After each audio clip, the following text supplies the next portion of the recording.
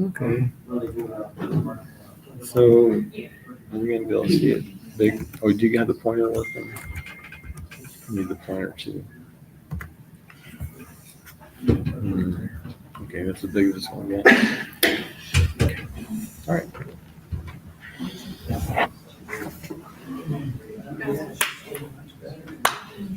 Wasn't it? Valentine's Day. Oh. Yeah. People did not read my enticing note. You read my enticing note? Well, I read your enticing note after Lynette told me about your enticing note.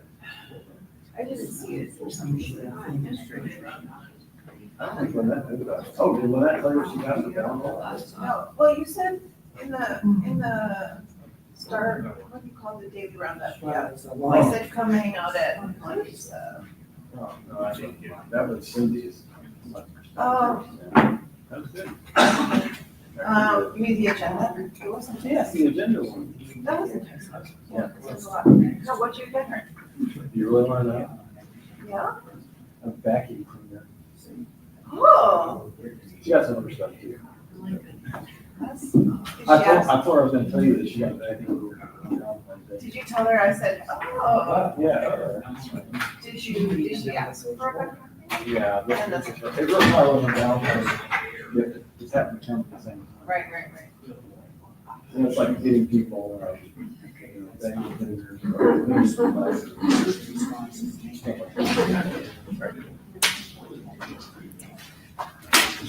Okay, it is 7:30 and we are going to get started. I don't see Rick. Where's Rick? Anyway, so our opening slide has a lovely picture donated by or produced by Rick Slater. And I think that's the Orion constellation to the slit of the George Observatory. So thank you, Rick, for contributing that to our opening slide. Sorry he's not here to enjoy that. Oh, he's here? We're talking about you, Rick. Something nice. We're appreciating your slide. Thank you for. Oh, okay. Yeah, thank you for. Do you want to say anything about your picture? I just happened to be in there helping people in and out of the research dome, and I was bored. And when people left, I thought, well, hey, this is kind of cool. It's got the Orion, most of the Orion Nebula. I said, well, I'll just take a shot and see if I can get a decent picture. So I handheld my iPhone up there, and I ended up with sharp-looking stars and everything. So it's a total fluke. There you go. I take there's no expertise that was required. Very good. Thank you for your contribution. All right, so here's our agenda for this evening. Welcome to the February meeting, of course. And tonight we're going to have a series of short presentations from our members. But before we get started, I'd like to see if there's anyone that's your first time here. Raise your hand, tell us your name, how you found out about the JSC Astronomical Society, and what your interest is in astronomy. Anyone first time here? Right there. Hi, my name is Vanessa. I found out about this from a meetup group that posted this event, so I decided to come. I like astronomy. I'm a mechanical engineer by background, so it's all more of like a hobby thing of being interested in space and stuff like that. That and like the very deep ocean. Two very interesting places. Great. Vanessa, right? Yes. Great. Welcome. And one right here.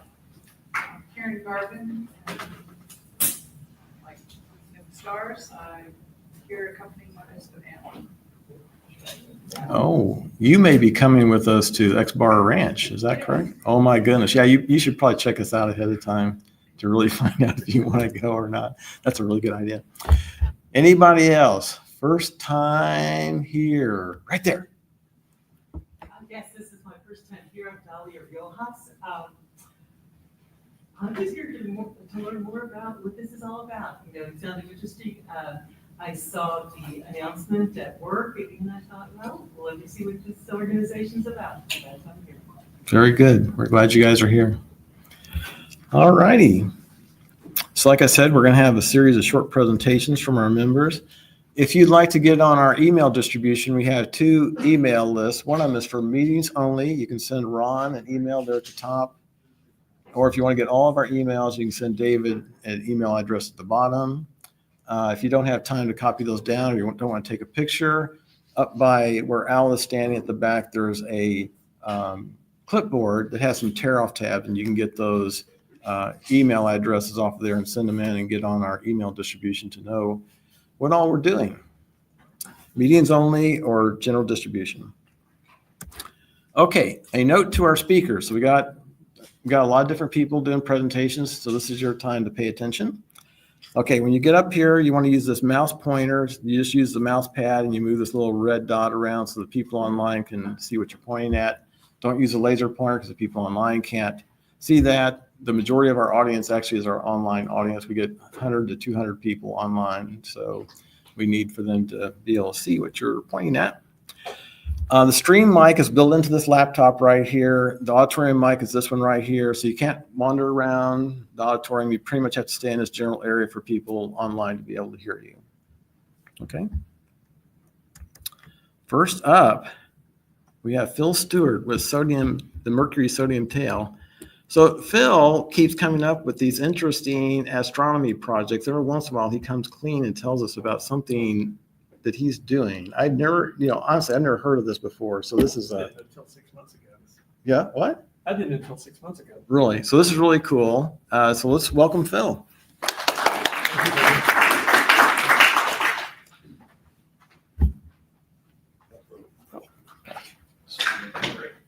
What's that? Just hit the return. Screen. Okay, you're good. Okay. Okay, like Doug said, I'm going to talk about Mercury sodium tail, and also, like I said, I just learned about this about 6 months ago. It seemed really cool to me, and this is a picture I took of it.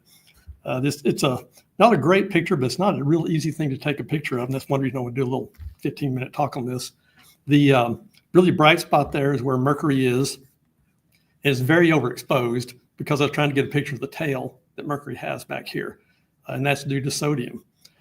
And so what I'm going to do in this talk is kind of tell you where the sodium tail comes from, what causes it, when you can see it, or when it's visible. You really can't see it. You have to take a photograph, a long photograph to take a picture of it.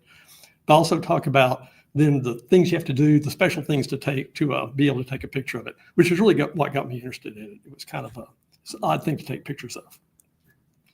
So starting off with where it comes from, this is a little diagram that I stole from this reference down here at the bottom that explains things fairly well about where the sodium comes from. And to talk about sodium in the tail, there's probably other things in the tail as well, but sodium is the one that there's more of it than the other elements in the tail, and it also shows up the best under sunlight. And so really all we're going to be looking at is the sodium component of what's in the tail. Now in this sketch, here's Mercury. These white lines are Mercury's magnetic field lines. It does have a weak magnetic field. And then this little fuzzy kind of gold color around here is Mercury's atmosphere. And it's got an extremely thin atmosphere that contains sodium. Now in this sketch, there's a bunch of little arrows. The ones over here, these 4 show where the sodium comes from. These over here show some things that destroy sodium, get it out of the picture. We're not going to talk about those. But these are the 4 sources. These first 2 are caused by solar wind. So solar wind particles, like a proton in this case, get trapped in the electric field. They come down, slam into the surface at high energy, and then knocks off the sodium atom from the rocks that are on the surface of Mercury. Same thing happens down here with electrons, a similar thing at least, knocking off more. Down here in the center, another thing that happens, Mercury's close to the sun, and so there's a lot of energy going into the surface. Thermal energy heats up the surface. That can cause sodium atoms to sputter off. Also, just photons from the sun hitting the surface can cause release of sodium atoms. Finally, over here, we have meteoroids hitting the surface. Those things going really fast, and those can vaporize some of the rock and release more sodium. And all this comes up here and forms this very nebulous atmosphere. Now, with the Mercury up in the atmosphere, you have more solar photons coming, and they will hit, some of them, a few of them are absorbed by the sodium atoms, and they will transfer their momentum to the atom. and blow it downstream. And that's what turns the atmosphere into the tail. And so that's what I'm going to be talking about is the tail back here, and then what you have to do to photograph it. Now, this is a fairly recent thing in astronomy. It was first predicted to exist back in the 1980s. People were studying the little tenuous atmosphere, and somebody realized, hey, this may cause a tail behind Mercury. The first professional observations were around the 2001 timeframe. So this hasn't been known for a long time. Amateurs started photographing it probably in around 2020 or so. And I'm just kind of duplicating what those guys did. So to take a picture of it, unfortunately, there's a couple of big issues. The first one is the tail has very little contrast. And the reason is shown by these two spectra here. This down here is a spectrum of the sun, kind of a crude one, all the colors of the rainbow between ultraviolet and infrared, light at all frequencies. Mercury, though, can only absorb photons at 1 or 2 wavelengths, and they're represented by these 2 little yellow lines here. There's 2 lines that are very close together. I don't know if you can tell that. But that's the only wavelength it can absorb. And then once it absorbs it, that's where it picks up the momentum to go down the tail. It then releases those photons, and that yellow light is what we can see from Earth and take a picture of. So you can see most of the light flies through the tail without doing anything. That is the only light that's visible. Unfortunately, Mercury's only visible at sunrise and sunset or very close to them. So it's always pretty much twilight. So you have the sun pumping out all this light, making the background bright. And when you have a very, very dim object with a bright background, it's hard to take a picture. So to solve that issue is fairly simple. Use a little bandpass filter on your telescope. These yellow lines are around 589 nanometers, and Edmund Optics sells a little 1-inch filter that you can rig up on your telescope. I had to 3D print a little adapter to make it fit in my telescope. But it's not terribly cheap, $250. But what it does is it blocks all the light except for a little swath right here that's 10 nanometers wide. That way you get all the light from the tail, but you eliminate all the light over here and all the light over here from the sun. It drops the sun's influence down to about 3% of what it would have been. So do you know what the separation in nanometers is between the 2 sodium lines? About 0.6 of a nanometer. 0.6 of a nanometer. Yeah. Great, thanks. They're close together. Ideally, you'd have a filter that was closer to 0.6 of a nanometer, but $250 for a 10 is as far as I would go. Okay. So that one's fairly easy. You just throw money at it and you can solve that first problem. The second issue is a little weird, and that's because I was lying on the previous page. I said the sun's that nice continuous spectrum. Well, really, it looks like this picture at the top. It does have that continuous spectrum that's due to the incandescent, super hot surface of the sun, but it's crisscrossed by thousands of these little dark lines. And each of those lines is where an atom in the atmosphere of the sun is absorbing light at some specific wavelength, and then it retransmits at a different wavelength or sends it back towards the sun, and you get those dark lines. Fine, but now if you zoom in on where our filter's looking here and look at just that 10 nanometers, this is what the sun spectrum looks like. And if you compare it to the sodium spectrum below it, you'll notice we have 2 dark lines where there's not much light from the sun, and they line up perfectly with our 2 sodium lines that we're trying to use to both form the tail and for us to see it. And of course, the reason they're in the same spot is because the sun's atmosphere contains sodium, and that sodium is absorbing all of this yellow light that we need before it gets away from the sun, or almost all of it. About 5% of it makes it through. So that makes it too dark to photograph the tail. And we need some way to fix that. What we really need to do is take the sun spectrum and slide it one way or the other so these absorption lines don't line up with the lines that we need for sodium. And of course, that's impossible to do for us, but Mercury does it just naturally. And that's where kind of the interesting part of this process comes in. What we're going to use is Doppler shifts of Mercury, or Doppler shifts of the sunlight due to Mercury's motion to shift the spectrum around.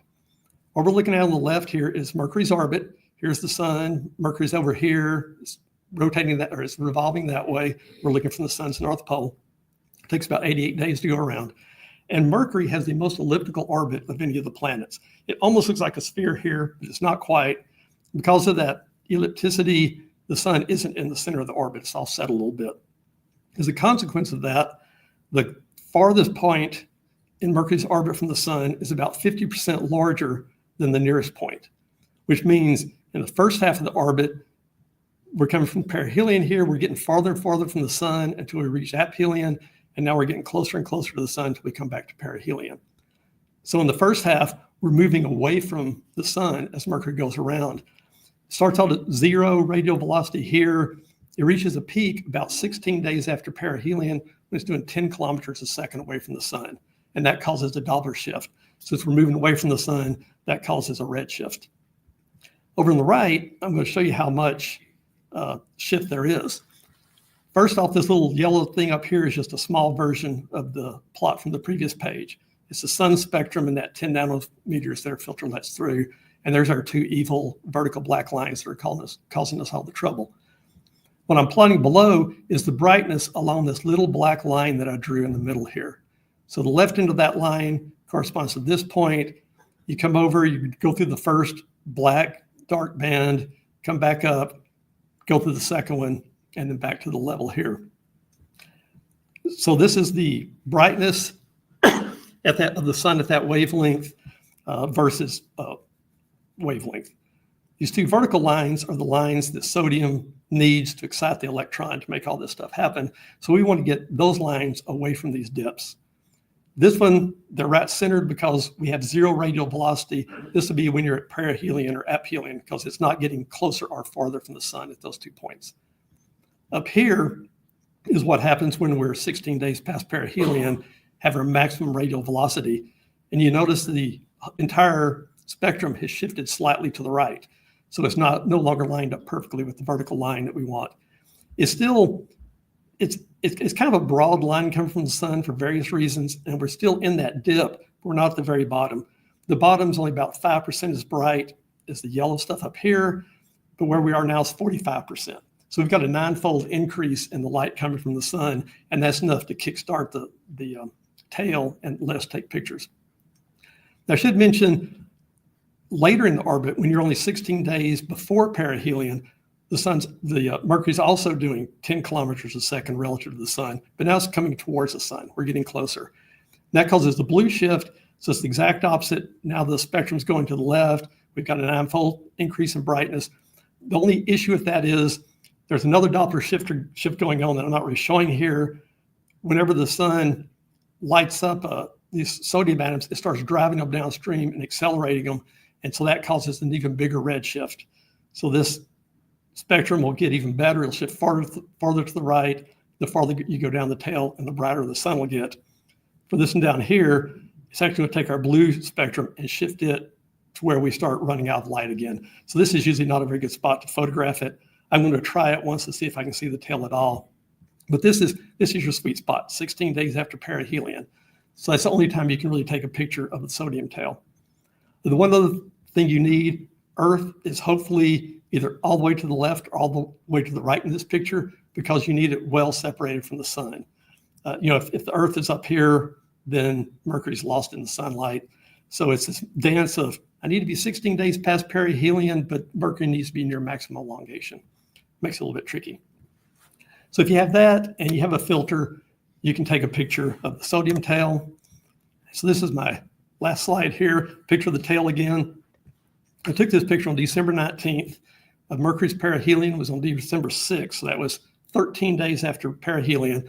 I didn't go the full 16 days. I got too tired before then, but it was still close enough that Mercury was moving 9.7 kilometers away from the sun. That's close to the 10-kilometer max. So I still got a decent tail. And it was, Mercury was 21 degrees from the sun, which is close to as far as it can get at this point in its orbit. The telescope I used is just a little 73 millimeter refractor, about a 400 millimeter focal length.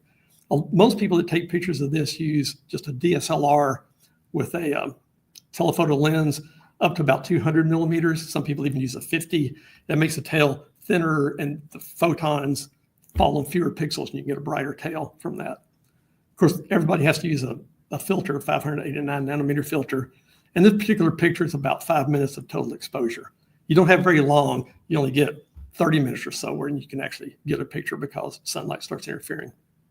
And the next really good time when we hit that plus 16 days is on June 17th. Earth is about or the separations could be about 20 degrees from the sun. And so I'm going to try to get a little better picture of it then. But hopefully that introduces you to the tail.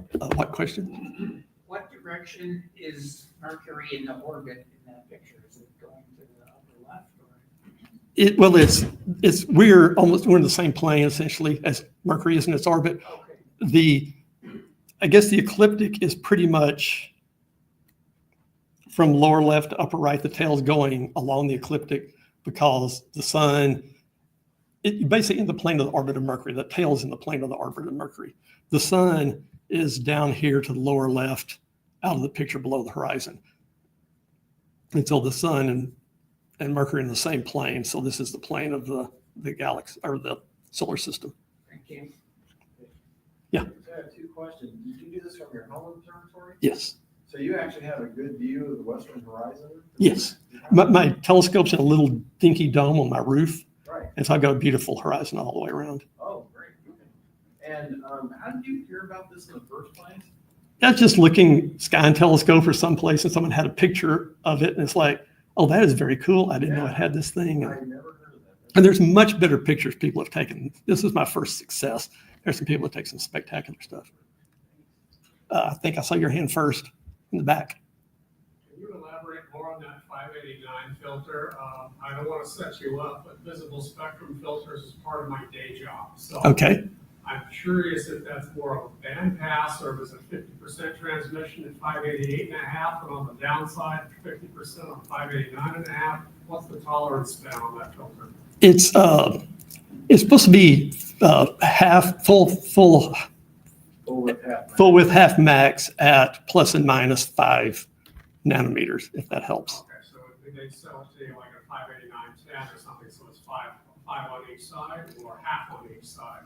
It's 589 in the center, Yeah. and then FW full width half maximum at Okay. 5 nanometers to the right, 5 nanometers to the left. Do you have any idea why they even came up with the prediction of this in the 80s? They knew that Mercury had an atmosphere, the way I understand it, the sodium, and just some smart person was there saying, well, these atoms are lifted up off the surface. Photons can knock them off the surface. Why can't the photons, I guess, make this tail? And that's the reason they said this thing should exist, but is way too dim to see. And then they saw that. The Messenger spacecraft also took pictures of it up close. And there's always a lot of smart people out here figuring out this stuff. Any other questions?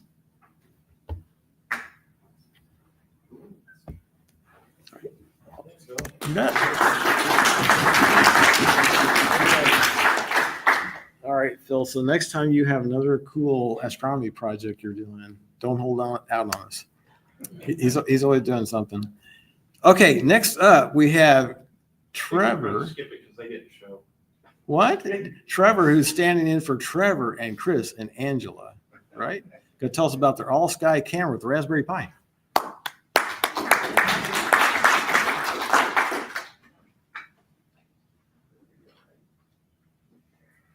We do this again. It's your computer. All right. Hello. All right. So I think it was maybe the last meeting that Chris was here. He's like, and we were talking, and he goes, I think I want to try one of those all sky cameras. I said, well, I got camera parts and Raspberry Pis laying around. Let's give it a shot. So here's the project. All right, so we set out to do this. Like I said, I had the Raspberry Pi and the cameras. Then it was a matter of just trying to figure out how we're going to do this. The software is readily available on GitHub. So, you just load up your Raspberry Pi with your Raspberry Pi operating system, and then you go and run this other install from the GitHub to put the camera software on the Pi. So it's a Raspbian thing? Which operating system? It's just whatever the regular Raspberry Pi operating system. Yeah. Yeah. I don't know if they're still calling it Raspbian. I don't know. I don't know. Do what? Go for the latest software. Okay. That's the one we grabbed. Whatever was the latest, I pulled it down and we loaded it up. Okay, so then we sat about trying to figure out how we're going to do this. We see all these videos and everything on YouTube and people doing 3D printed this and 3D printed that and cutting big old sections of PVC for housings and all kinds of stuff. So we're like, we want to make this as simple as possible. So how can we go about doing this? So one day I left work, went straight from work to Home Depot, and I just started looking around and grabbing things. And I probably had, I don't know, $250 worth of stuff in my cart. And I'm like, there's got to be an easier way. And I happen to walk by and I see this little box for, putting your nuts and bolts and nails and stuff in. It's only about yay big. And I said, I wonder if that would work. It looks like it might, the flat surface there looked like it might be enough to hold a small dome, which it did. So brought it home, measured that, said, okay, we can get a 4-inch dome on this thing without, any problem. What's the dome? We just ordered it off of Amazon from a company called JMX. It's just a 4-inch clear dome. It came in a bag. It had some protective lining on it to keep it from getting scratched and everything. And then we put it all in with gloves and make sure that we didn't scuff it up. So the white part is actually the sticker from the box. We peeled it off the top and reattached it on the underneath to kind of keep some of the light out of the bottom part of the box. Just as why not? So then inside the box, we pulled the little dividers out and put the Raspberry Pi, did some measurements, figured out where we wanted to put the camera. The other thing is a lot of these where they were attaching the dome to a plate and the camera to the plate. And if you lift the lid, then all that goes with it. Well, in this case, we can lift the lid and the lid and the dome go, but the camera stays in place so that you can get to it and work on it. That was one of our design ideas that we did. So we can completely just open the box, get to all the insides, redo anything we need to do on the inside, close it back up, and we're back in business. That includes trying to focus the lens, which is a lens that we also got from Amazon. It's a M12 lens that fits inside that camera. There's an adapter and it fits in and you screw it in to adjust the focus. How many millimeter lens is that? That'd be pretty wide, right? Yeah, it's actually a 180 fisheye, so it does see. I don't remember what the actual millimeter of the lens itself. That's made for the Raspberry Pi camera? Yeah. Well, it's made for anything that can accept an M12 type lens. The Raspberry Pi camera has an M12. There's an adapter that it screws into. So, and then we're like, okay, well, how are we going to secure all this stuff in the box? So we decided double-sided tape. We were initially going to go with a Velcro solution, but it turned out that it raised the Raspberry Pi a little too high and kind of interfered with what we had come up with. So double-sided tape seemed to work the best.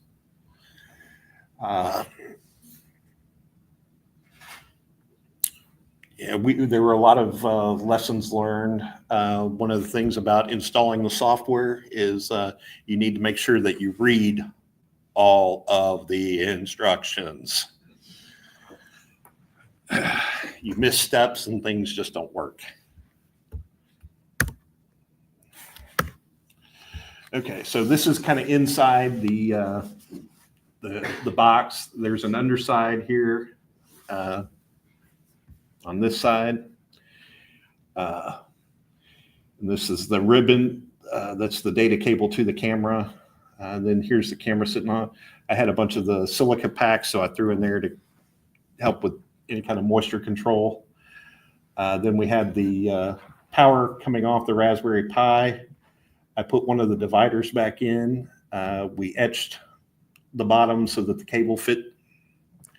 And then Chris took and chopped a electrical cable, extension cord, and drilled through the side, put the cable through the side.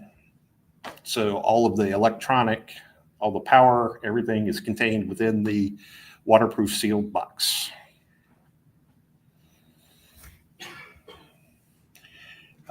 During the construction phase on putting the dome on, the silicone gel was a little, I guess, viscous, and it was moving around. So Chris took one of his counterweights and put a cloth on it and then just set it down on top of it to keep it from moving while it's set up.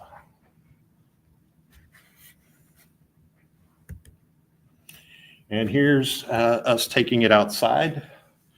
And we happened to do this testing all during the freeze. So there's all the snow and ice and everything. And here is our first night of actual test. In video format, you can see the stars coming across. And then because it was that frigid time, it frosted over. We did intend to put a dew heater in there. We just hadn't gotten to it yet. So we just got a little anxious and wanted to get some test results. So dew heater is coming in the future.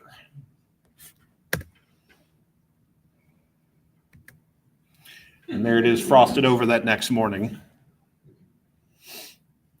And then here we have another, this is when we had it in the house initially, before taking it outside. And here's another outside without the frost.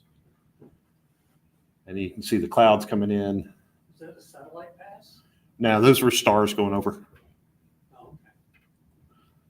And then you'll see the moon coming through.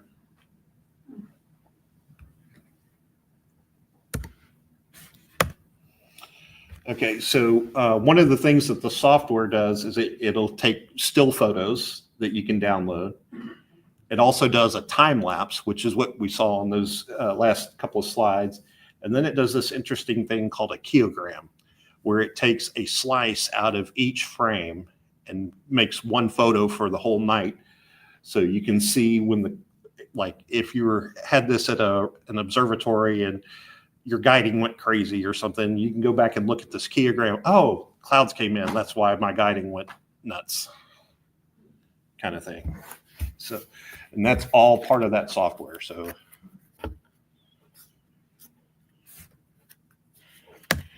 and for reference, oh, that didn't come out very good. It looks great on the computer. But basically, it's the raspberrypi.com and then the GitHub, which is all Sky team for all the reference material that we used for building the project. Any questions? What was the frame rate? So the extreme temperatures do not affect any of the components? No. No, Computers like it cold. your computers like it cold anyway. What was your frame rate on the exposure? I believe when we initially started, we were doing like a 13-second exposure. And I think we dropped it down to, I don't know, a 1 second exposure or something, which was way too much. Yeah, but I think around 13 seconds was about a good spot. So I was doing something every 13 seconds. You know, on the Raspberry Pi camera, somebody has some software that will allow you to do long exposure pictures, like long, Yeah. 20, like 10 minutes, 20 minutes. Yeah, there's actually software embedded in the OS that you can do that with. It's command line, but you can do it. So you can build, I guess a program to say, shoot me a 10-minute with it or whatever. It's a color camera, though. It is a color camera. I think they might have some black and white, but it is a color camera. And What sort of information or pictures or whatever are you hoping to get from the setup? it's really just an observational tool to see, if we run into problems during an imaging run, we can go back and look at the data and see what happened. Another thing is, I guess if you had it in a dark sky spot, you could get some Milky Way time lapses out of it. There was a presentation at Okitex, they had a all sky cameras network worldwide where they record views. Yeah, I guess you can do that too. And there is some reference to being able to join this to some larger network where they can look at it and everything, or you could be a member of the big network and people click on your thing and take a look. And we did run one test with a secondary unit to where I had it just set up in my spare room at the house, and I did the NAT rule through my firewall at the house, and Chris was able to pull it up at his house and look at what was going on at my house. Trevor, one of the great uses for them is to do weather tracking. I think in that same, I've seen them before in GitHub, but there's also some other software that will do like data collection for the amount of observable sky. And the reason why is because like some of our observing sites, even though we have predictors, they're often wrong. But we realize we don't really have any real data. I mean, you could do like temperature or things like that. But Right. Astronomers need data that's completely different than, is it going to rain today? Yeah. And so, And if you have a remote observatory, you can kick this thing on, take a look around, see what the conditions are before you waste your time doing a session. So. Did you actually test it any in daylight? We did not. And it does have there is a separate section in the software to where you can set it up to do daytime, but we told it not to record anything during daytime. I didn't know what would happen if it got direct sun. That was my curiosity. I love it 24/7. Beautiful clouds every day. Okay. Yeah, I just turned that section off because it's like, yeah, we only care about the night anyway. All right, thank you. You got one more. Oh, one more. Just if you went somewhere where there's a meteor shower, do you think that the meteors would be bright enough for that to image? I would hope so. Yeah, Okay. yeah. And because I think anytime I think I've seen a meteor, it's always been brighter than Yeah, they're way bright. Okay. the even the stars. So. Yeah. All right. Thank you. All right, very good. By the way, a shameless plug, the sky brightness tester actually can be hooked up with an ND driver to monitor it anywhere in the world also. So, okay, next up we have Chris with Lunar Mars Occultation, ISS Solar Transit, and Comet C2023A3. Chris.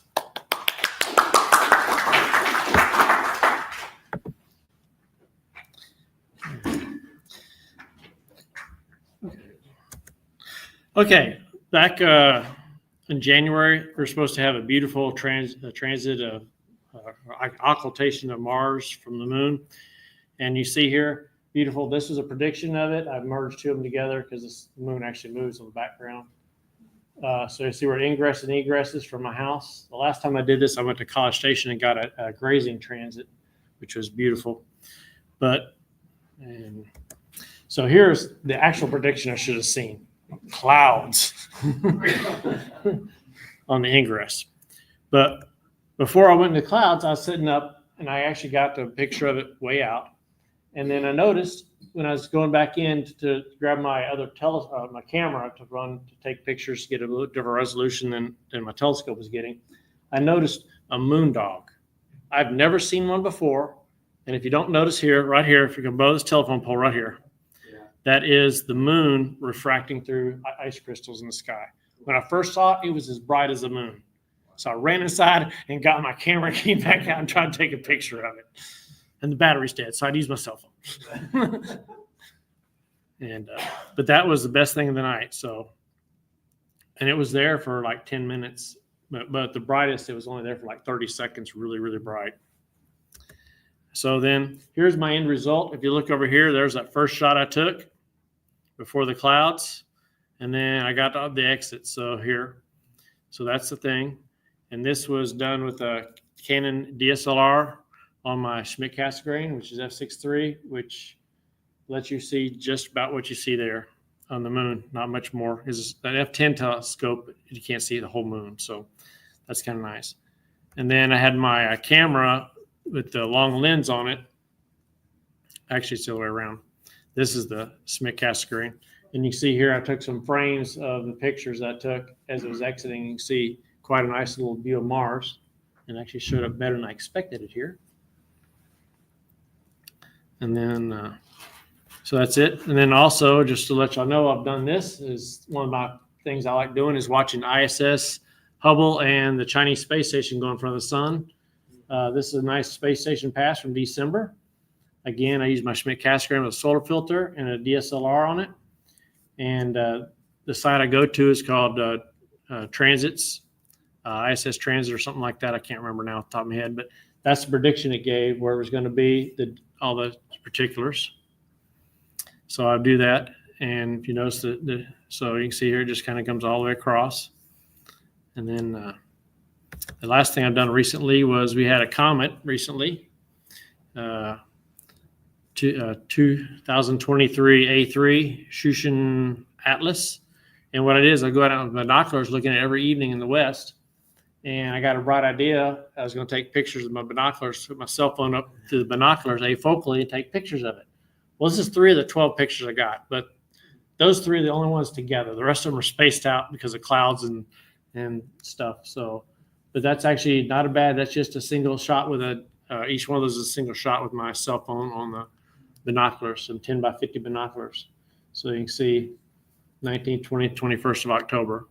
So that was kind of nice seeing that comet. I was hoping to get to the full length of it, but it's done.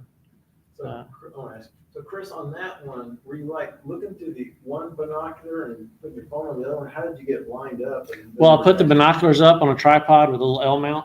Oh. Then I hung a little bracket that holds my phone on it. Okay. After I got it lined up, and then I figured it, then I pointed to a star, got my camera all set up, took it back off, found it again, put it back on, and then really increased the gain and the brightness until I can get it centered up, then adjusted it. That's the best of like 20 or 30 photos of different settings that I took each time trying to get it to where I can take the picture. So, but yeah, I took a lot of pictures each night, and this is, went out each night that was clear and did it. But I couldn't merge the rest of them in because I couldn't match the sky because they're so far apart. But that's some of the stuff I've been doing here in the city, just from a front yard. So that's kind of neat that you can do astronomy in the lights. Okay, that's it for me. Any questions? Going back to your ISS pictures, how's he back now? Backspace? You tried backspace. Hey, it worked. Okay, there you go. What kind of shutter speed are you using on that? Okay. This is a video. That's the only way you're going to catch this. And actually, I was going to do a dual talk next month, but I never got that part finished. But what I do is I put a camera in video mode, and I have a WWV receiver right beside it. So you know, gotta love the tones. I know I can tell what time it is just by the tones.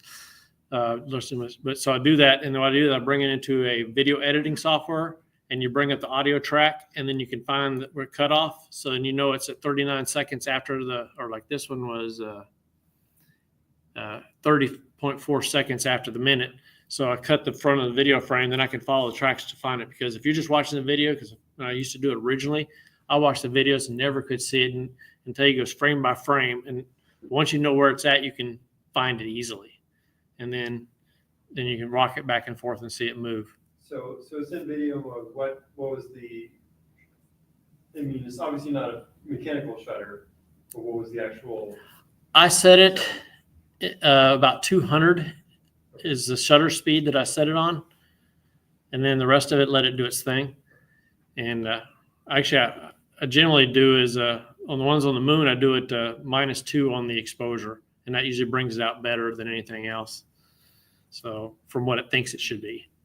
But like I said, then I bring it into the video software. I clip the video to a few frames either side of the ingress or egress, unless it's at night. The moons, I do it so you can see it going to it. And then I take it, export all the frames, and bring it into Photoshop and merge them all back together. So that's a lot of processing. But you're only dealing with a fraction of a few seconds at the most. So like I say, that's about 30 to 50 frames generally I get somewhere in there. Any other questions? Yeah, I guess you're using a solar filter as well. Yes, an old Thousand Oaks Type 2 glass solar filter full frame. And I guess you're getting predicted transit time? Yes, from that website. So I think it's isstransit.com. And you put in your address, and it gives you predictions for 2 weeks. But if it's more than a day or two out, it's probably going to be wrong. Because the thing about ISS, it's always going up or down. It's generally, if you watch the tracks, you watch them usually go south, and then see them go back north when they do a boost. So I've been many times, I've had frames and nothing in it because they boosted it that night, and it takes them till like 11 o'clock in the morning to get the new updates for the elements to put on their site. So if they did it overnight, you're not going to catch it, and it's enough to do. And I do pick my stuff up, and if it's within enough, I'll pick my whole rig up and run 5 miles down the road to be on the center line if I have to. But it's kind of nice when it actually comes over the house. Then I don't have to go anywhere. And what was the duration of that transit? If you look, I'm blind, so I have to put my glasses on. 175 seconds. Yeah. I see it. Yeah, so like I say, it's a fraction. I tried visually watching it when I first started looking, and you can't see it. But like I say, it's a video type thing and stuff. I've tried before I learned how to really do this. I tried frame clap, okay, it's time, hit my shutter and nothing, So, and like I say, the key thing now for me is the WWV receiver. So when I get my video, which I usually start a minute before to a minute after, so I got 3 minutes of video. Like I say, I watch the click marks and I cut the thing so I can just use a scale at the bottom for time at 30 frames a second. So that's how I do it. Anybody else? Okay.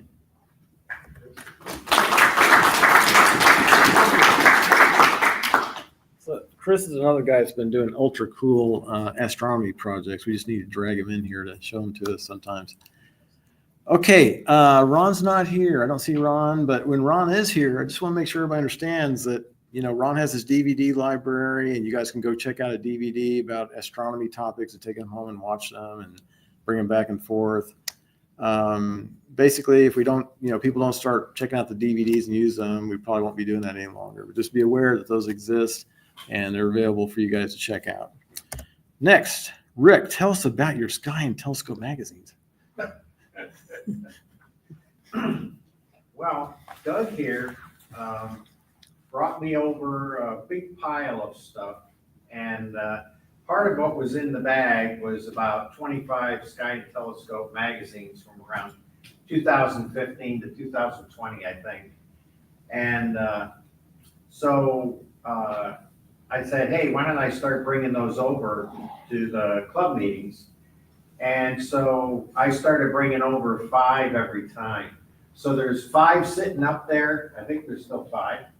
And so if anybody wants to take one, we try to say, hey, just take one to go ahead and take, but you can keep it. And I think I've got 5 months more.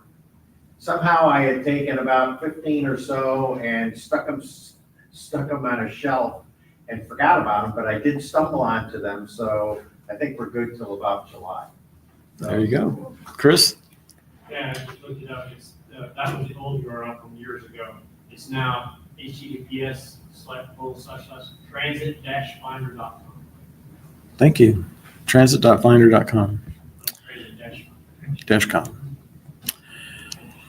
All righty. So the meeting after the meeting, when we get done here, we are all going to zoom up to Mod Pizza and continue what we call the meeting after the meeting. And you zip up Middlebrook, go north, take a left on Clear Lake City Boulevard, and that Mod Pizza is right in front of HEB. We'll get together there and talk about astronomy and other related topics. So everyone's welcome to join us for that. And we'll take a 10-minute break and then pick up with the second half of our meeting.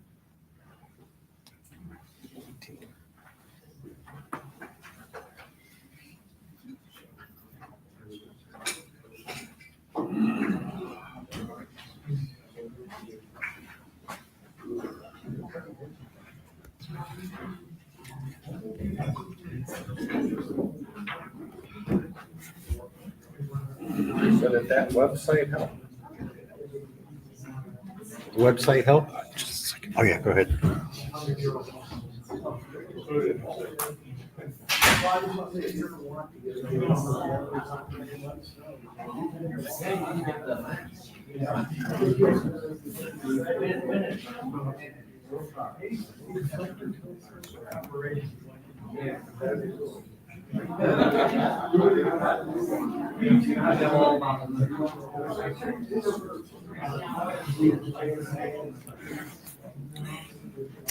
I just go to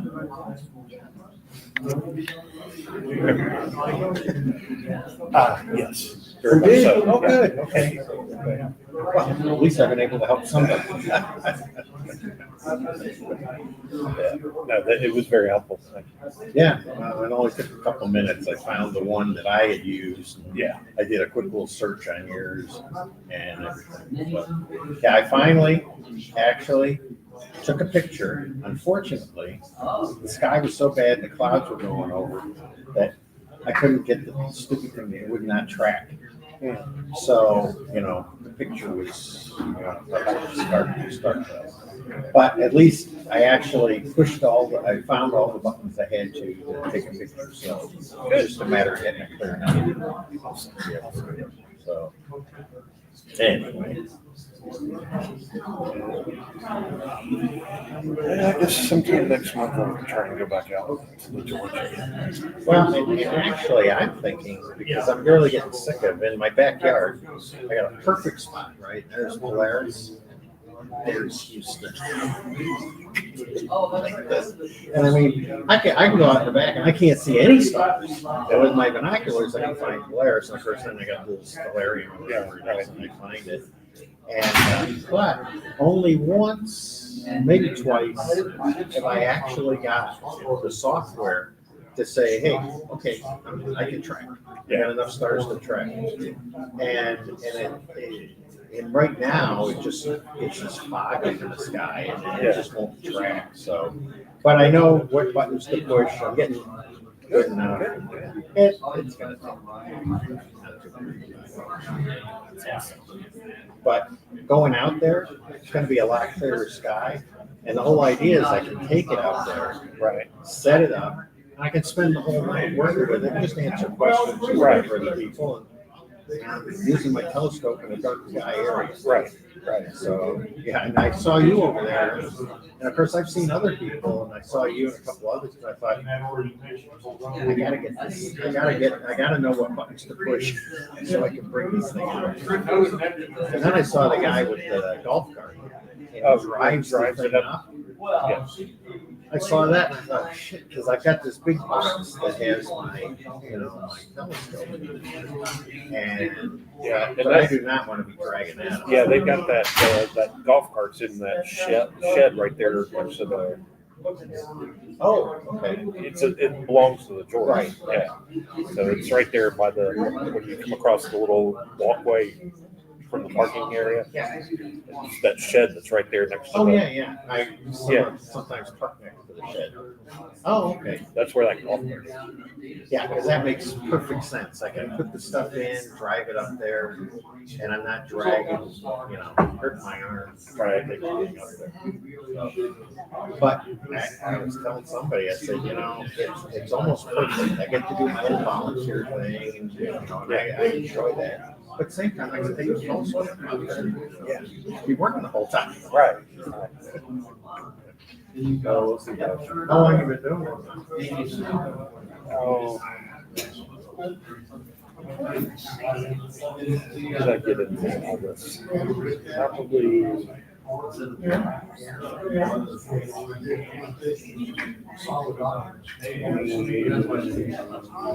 2015. About 10 years.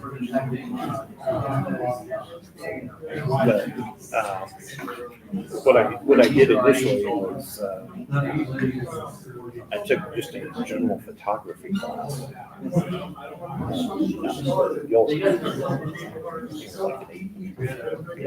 One Thursday night, whatever.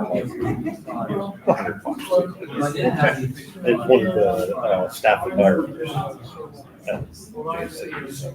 Yeah, what was the name?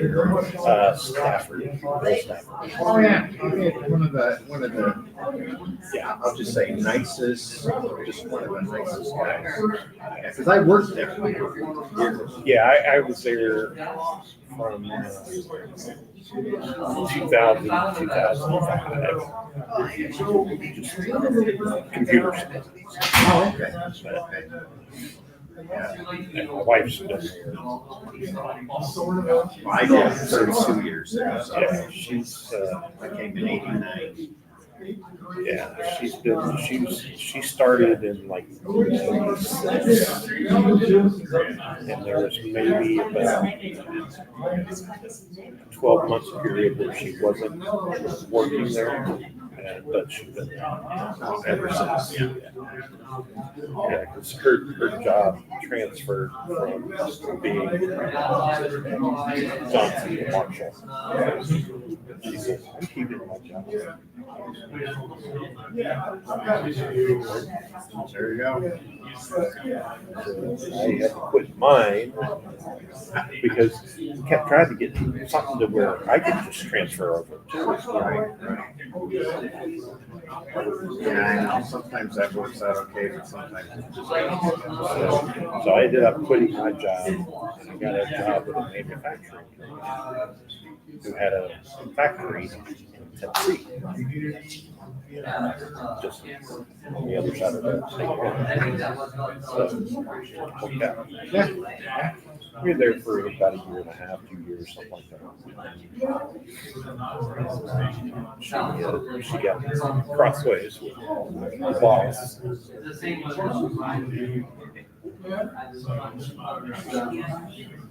Stick it. Yeah. Hey, I was civil service, so getting crossways with the boss and getting pushed over in this section and that section. What it was is, she had been doing this job for several years. There, they were telling her to do things that were against the contract. She said, no, I'm not doing it. She kept doing it her way, and the boss said, I can have a bride. Take your job and shut it. Yeah. And She went to work at Walmart. That is a little town. Yeah. Where we were living. Then how'd you end up coming here? Then I came back. Oh, okay. Yeah. So I got my company to transfer. Yeah, there you go. So that worked out. Yeah, that was, Oh, okay. so we got to come back, and then, you know, she called some of her old contacts and got back on. They were in a different capacity. Been there ever since. There you go. Yeah, I came in '89. I've been in photo finishing. I've been up in Iowa and Indiana. And I was a production manager on a small company. Well, already in one maybe was smaller. Production manager. Then I left there, went to E.F. Johnson, ran the front end of the plant, and then real quick. Uh-oh, he's gonna take out his club, so I better be careful here. I'll catch you in the. Yeah, we'll talk later. Okay, it's been 10 minutes, and we're going to get started with the second half of our meeting. Where are you going? Do I wait? Should we wait? You can stand right there. You're fine. Anyway, so I wanted to, guys, we're going to start with the second half of our meeting. So I also want to thank Reed for contributing the picture for our break picture. And Reed, did you want to say anything about your picture? No. Good enough. Thank you, Reed. That's my kind of answer. No. I love it. That's what I would say if somebody asked me. Okay, so next up we have Linda Bridge and Jeff Bridge. I didn't know Jeff was going to participate. I would put your name on here too. Sorry. Well, Don't worry about it. I didn't mean to slight you. They're going to tell us about the Legacy Ranch and potential star parties.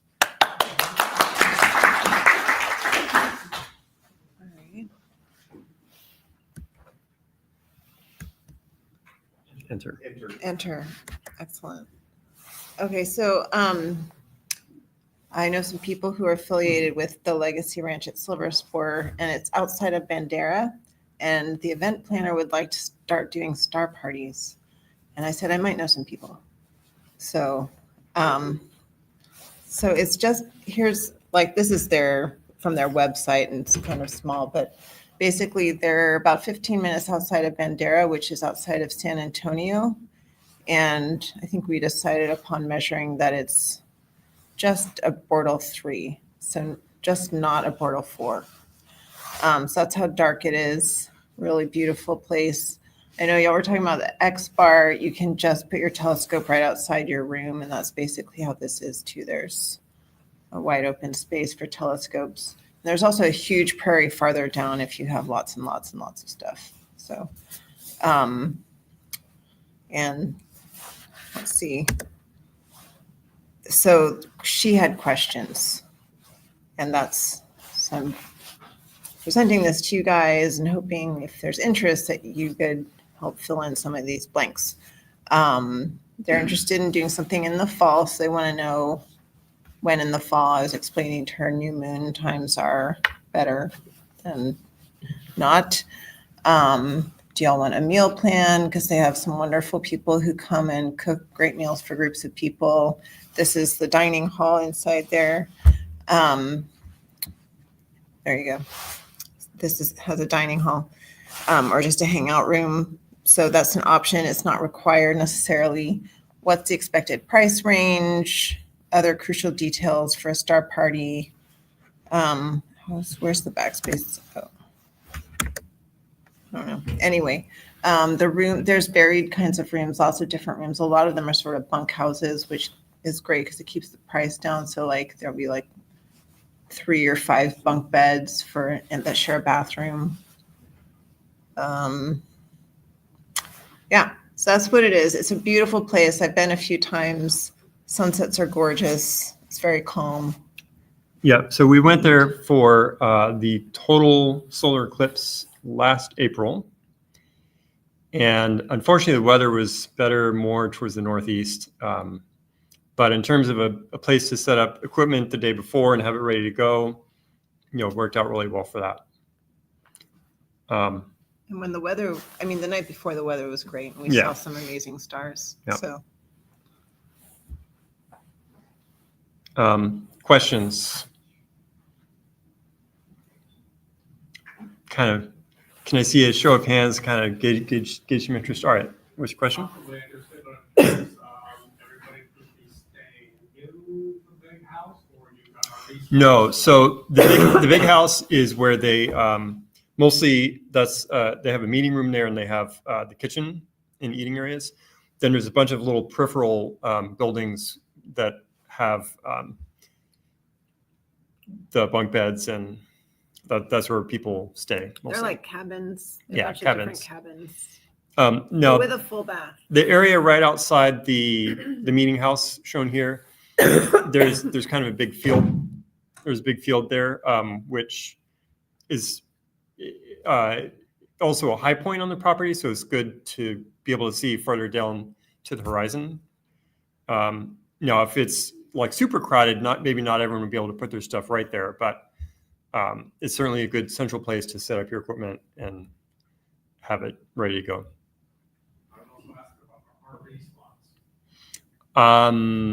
That is a good question. They don't have any RV hookups like as is, but we can ask about that. There are some people who live on site in trailers in the back, so that might be an option. And they have a huge prairie towards the front of the property, like huge. So I would imagine that would be a good spot, but we can ask them if they're open to RVs coming in.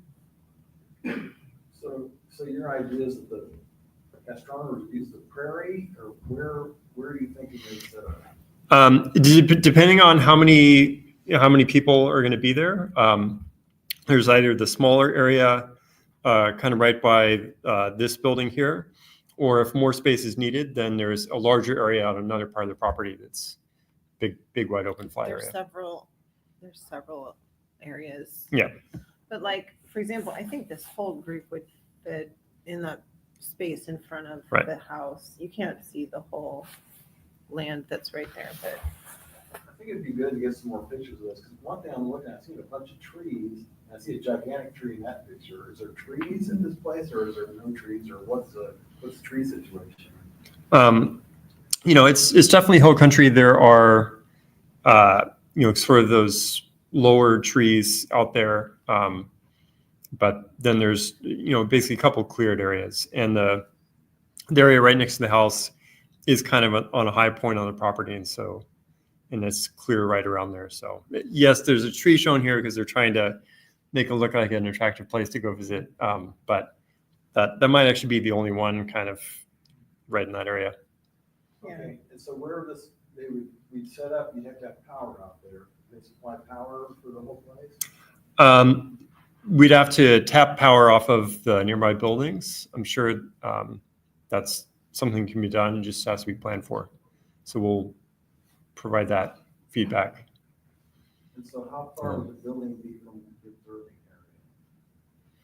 area?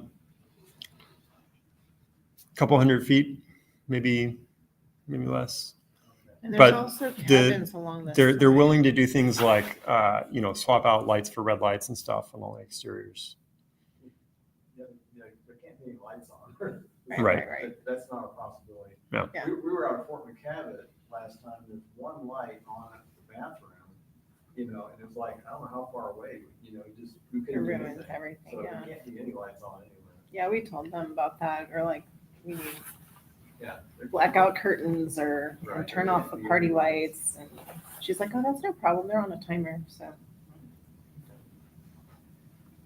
they're amenable. They just don't know all the things that are needed. So When you're talking, talk closer. Yeah. So the way it's done in other places is they make it so that there aren't any high up lights, like street lamps type of things in parking lots. It's very common in a place that, like, if visitors are coming to show up, there's a big porch light or a light over the parking lot. Those are the things that are most not working.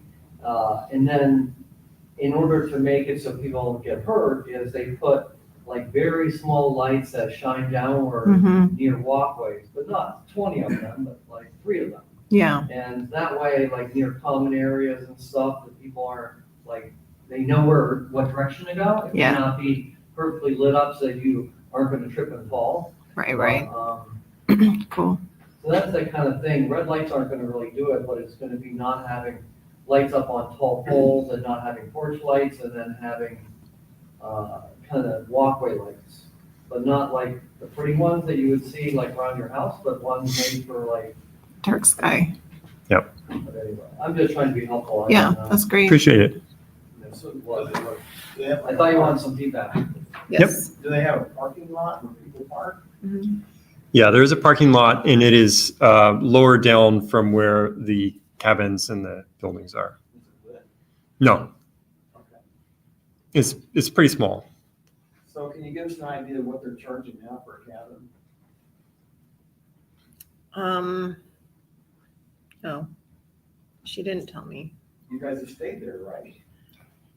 I think we got the friend price. So when we were there, the friend price was under 100 with food, but I'm not sure I don't know that it would be that. Yeah, just, So- I think that's about 150 a night, right? Okay. What? 134 plus tax. 134. Okay. Least expensive cabin. And does that include any food stuff? Okay, But they have a very nice kitchen though, for you to make all your. yeah. So they let you use their kitchen? I don't know. I don't think Is that- so. Is that what y'all usually do? Gotta be able to Okay. do it. So you would rather make your food than have them make your food? Well, it depends. I mean, there are star parties you go to where you buy the meal plan. Right. Usually what happens is, some people bring their own food, some people you do the meal plan. So Right. you can have a combination. But like at X Bar, they just let you use the kitchen. We just make Okay. our own food in the kitchen. I have no idea. I can certainly ask about that. I know when we went together, there were some people who were on really restricted diets, and they had space for their food. Like, they didn't have to get the meal plan. But I don't know if they were allowed to use the kitchen per se for cooking and things like that. So I will ask if that's an option. So the cabins have a refrigerator? No, it's in the big room. There's like a refrigerator. You put your name on your food, and Oh, okay. One big refrigerator. yeah. Okay. Yeah, it's on the honor system. Don't eat someone's tofu that, whatever, or gluten-free, whatever. Or they will slap your hand. No, I don't know. Any other questions? I think the bottom line, we don't know. I think we don't have enough information. Okay. At least my opinion is we don't know enough about it. So y'all need more information. What do you guys think about this? Anybody got a- Well, I think astronomers either look for two things.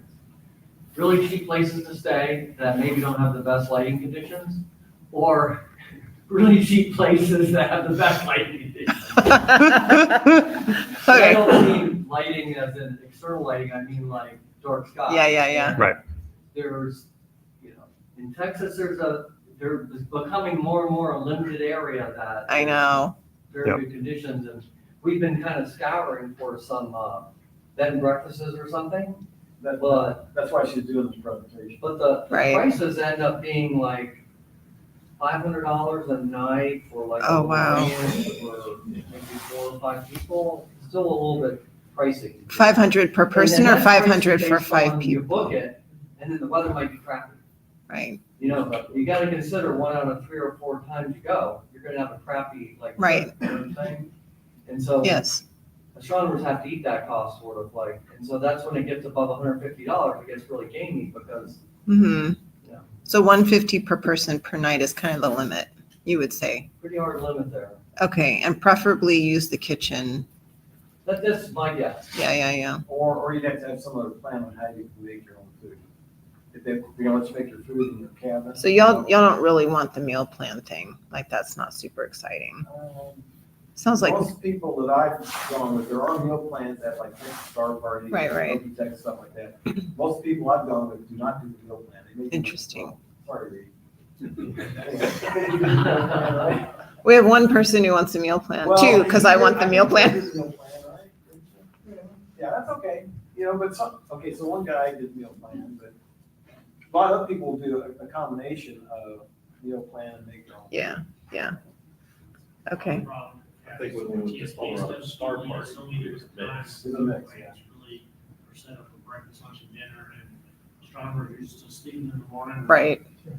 Or once it's dark, they want to be observing, so. Right. And the other thing is, this place is set up for a rule that says, this is how we want to do it. I mean, people who want to go, do it the way they want to do it, right?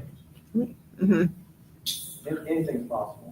Yeah. Right. Well, I can I can give her, Sherry's the main contact for events, so I can give her your considerations and questions. Okay. Yeah. And, They're definitely willing to try and tailor something to, make it happen. Okay. How many cabins are there? how do you do the backspace? Pardon me. I don't know. Is backspace, is that how it goes? Yeah, it's not working. Anyway. It's not working. Just tell us. Well, the number was on this slide and I don't remember Was it. it like one or? No, Oh, there's a no, bunch. there's a bunch. There's like 10 or, How many total people can the site I accommodate, think it, roughly? I mean, it's like, over 100. yeah, over 100. Yeah, over 100. Well, I mean, so guys, everybody's been saying there's a lot of places to go to astronomy, so that's why she's up here telling us about this option. So, I think it's a workable option. We talked about, so Doug was saying awesome would be Bortle 2. It's not a Bortle 2, but it's also not that far compared to some of the, It's not as far as some of the Bortle 2s. So that's the plus. It's the compromise sort of. It's about half the distance of most of the places we go. Yeah. So. Okay. Thank you. Appreciate the feedback. And by the way, related, if anyone else discovers places like this that you'd like to share with the group, let us know. That would be great. Okay, next up, we have B. Hung is going to tell us about beginner's astrophotography.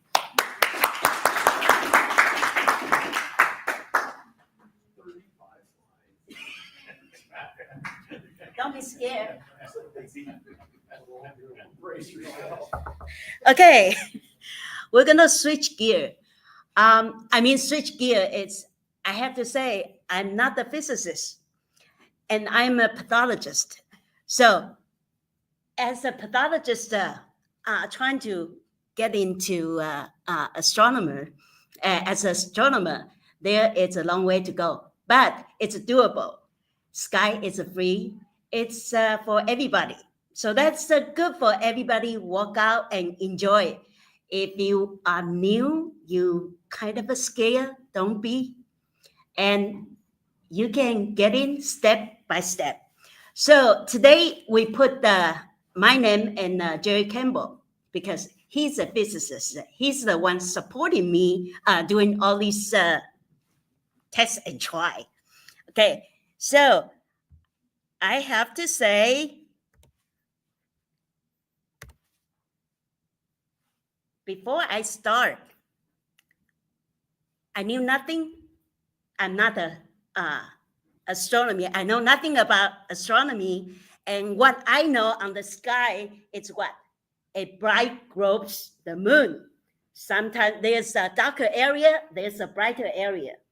Sometimes Is that why your moon is egg-shaped? you squeeze it. Okay. Then sometimes I have a little bit the new moon, and sometimes you get the full moon. That's all I know about it. I come from a city, and I don't see other stars because of light pollution. How about the photography? The only thing I know about the photography, I'm a pathologist. I take pictures through the microscope, and outside, what I do is what? Cell phone, kata. What I see, I can just take a picture. That's what I do. Or microscope or camera, but nothing fancy. Okay, so that's my background in the beginning. So how we started. So Jerry, he was interested in astronomy since he was little. So he bought the 8-inch telescope. You can see that heavy duty. And one day in October, I think, we went to Brussels Spring. We took a lot of people over there for picnic. And then we saw a sign. They said there's an 8-day. So we said, well, what is the 8-day? So we went and take a look. So that was the 8-day. And we find this club close to us. We live in Galveston.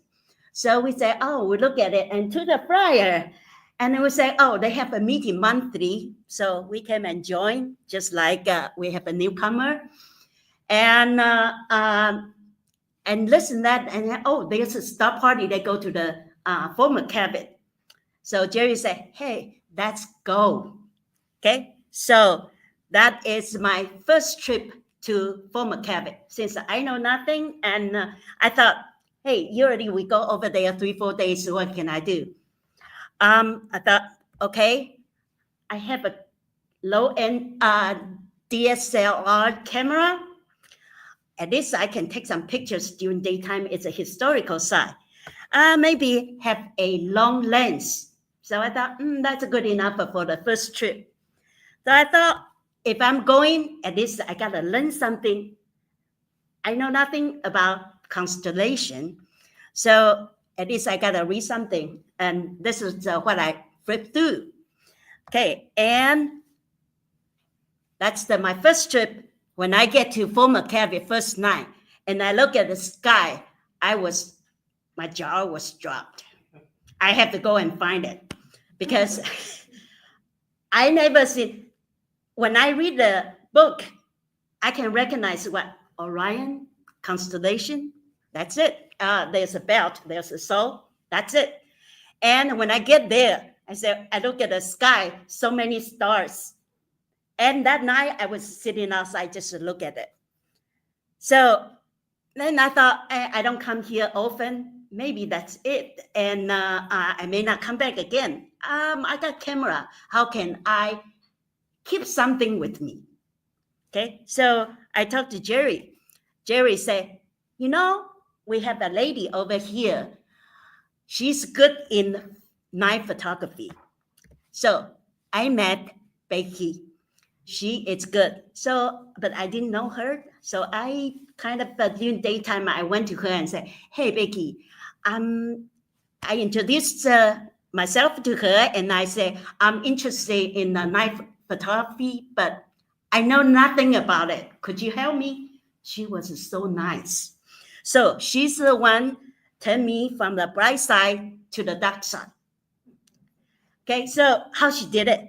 So she used the laser pointer and outline the tree and give me some tips on how to start. So that's the first picture I took. So I thought, okay, that is the beginning of my journey turning to the dark side. So learning, I need to know, now you know why I started, but I need to know where and what and how to do it. So where it's easy, I already in former cabin and I seen so many stars already. So that is a good place. And what subject shall I take? So I thought, we can go through that and learn something. And how am I going to do it? And with the Becky's help, I know how to start, but am I going to take a good one? So that is the things that I consider. So former cabin, you can see that over here, and that's a close look. And if you will zoom out a little bit, it's in the middle of the nowhere. Here's the Menard, here is the Junction, and here's the Sonora, and here's El Dorado. The closest city is the San Angelo. That's 80 miles away. So it looks like a pretty good. So if you look at the overall image and over here, you can see former cabin, it's over here, and that is the brightness. So it looks pretty good in Texas. So I got a dark sky to start. Okay, now, what subject shall I do? And since I only know Orion Nebula, so what should I take? What picture should I take? So I thought, I get on the web, search what kind of objects in this month. And that's how I started. And later on, Elle is going to show you what you're going to see in this month. So that is the good resource that you can start with. And then I thought, well, to take the pictures, what equipment and other things I need. So I thought that I had the difficulty to take the camera and hold on to take more than 2 seconds, and it's gonna get the wiggling. So I need a stable tripod, and to connect my camera to the tripod, I need some connection over here. And I know that whenever I hit the shutter, my camera kind of jerk a little bit. So I need a remote release. And the most important, I learned that when you go to the star party, you don't use a bright flashlight. You gotta use a red one. Otherwise, people will look at you not too good. Okay, so I thought that I got everything ready. And now those done, how am I going to control the light? Becky gave me some tips already, and how can I improve that? And from the reading, I learned that there's a exposure triangle that they include what? Aperture, ISO, and shutter speed. I know shutter speed is exposure time. Rest of those, I got not much idea. And I read a little bit more, and I learned that the ISO basically is sensitivity of the exposure. So lower number means it's less sensitive, that translates to less noise. Higher number, it's more sensitive and has also more noise. Most of the book at that time tell you that what you need, set it ISO, set it as 1600 to 3200, but most of the newer camera has even higher, even get to 12,000. But sounds like a 32 is a good start point. And for the aperture, I learned that I don't know much about it, and I learned that aperture, when you get the bigger, the f number is smaller, and when the aperture gets smaller, meaning the opening gets smaller, then the f number is bigger. So I thought, how am I going to remember that? So I kind of thinking, I find my way and say, when it open bigger, you need less time to expose to get the equal amount of light. That's how I remember. When you open it big, that means your f number is smaller. And more recent books will tell you, you need to let your aperture wide open, set it f 1.4 or f2. But my camera, it's what? Lowest one is probably 4. So I set it 5.6. So how about the speed? Then you have to try it. Okay. So that's how I started. I get my starting point. I can modify it later. So I took my picture, and if you look at that's a 10-second shot of Milky Way. Isn't that looks pretty boring, right? Just a spot of the things. But if you put something extra over there and a building over there, looks, isn't that you can make it as a story. For example, if I move, here's the chimney. If I move it a little bit, this looks like the Milky Way coming out from the chimney. Okay, so that make the image more interesting. So you gotta find, you take a picture at night, gotta find a good foreground. Actually, in former cabin, end up at night, I'm looking for a different area, different building, different tree to make my foreground better. And then occasionally I get things like this kind of line. I say, well, where is that come from? So I look at that. It's at the start. It's almost equal distance, and I find out that was light from the airplane. So how can I avoid that? Sounds like you have no way to avoid the airplane. So, but if you can incorporate that into certain things, that might be a good thing. Okay, and so I took another shot. Now, finally, with the shorter exposure, I can see out here it's the Orion constellation, but looks like over here it's a Milky Way. But I wanted that more exposure. I have my foreground over here. So when I took it a longer time, and you started seeing the star no longer a good spot, kind of elongated. That's nothing I wanted. So I go back and read it a little bit. I learned that there's a 500 rule.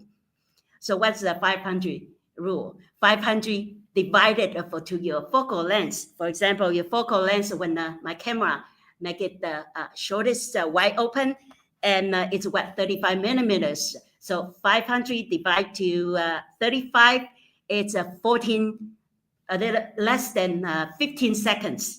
So that means that if I take less than 15 seconds, then my star will be still sharp, won't have a tail. Okay, so that is what I read, and I tried it 10 seconds. Okay, and I did adjust ISO, so you can see that the Orion over here. So I took just take it a little bit longer, 30 minutes. That's the maximum my camera can hold without other setting. So that is the star trail. Actually, I kind of like it, but this one I don't have foreground really.